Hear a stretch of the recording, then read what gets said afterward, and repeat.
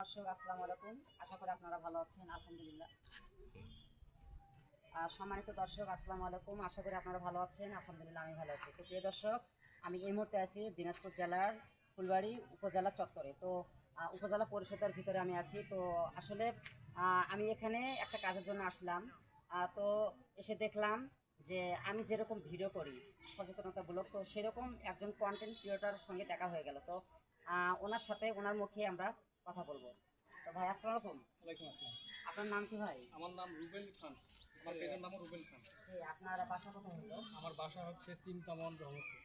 তো প্রিয় দর্শক, ভাইয়া কিন্তু একজন সফল কন্টেন্ট ক্রিয়েটার। উনি কিন্তু রেগুলারলি রানিং ভিডিও করে। উনি কিন্তু একজন মানে সাংবাদিকের মতো নয়, সাংবাদিক বলা চলে। তো ওনার ভিডিওগুলো বেশ বেশি করে দেখবেন।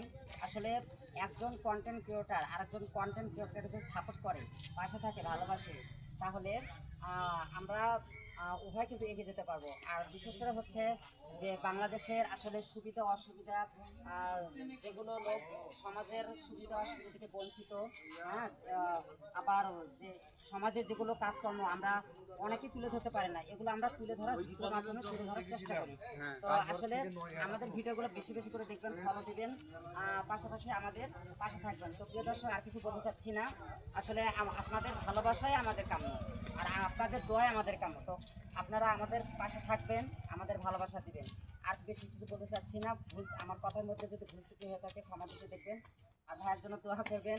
যে ক্যামেরাম্যান আছে ভাই, ওনার জন্য দোয়া করবেন। তো আর বেশি কিছু বলতে চাচ্ছি না। ভালো থাকবেন, সুখে থাকবেন। আল্লাহ হাফিজ। সবাইকে ধন্যবাদ।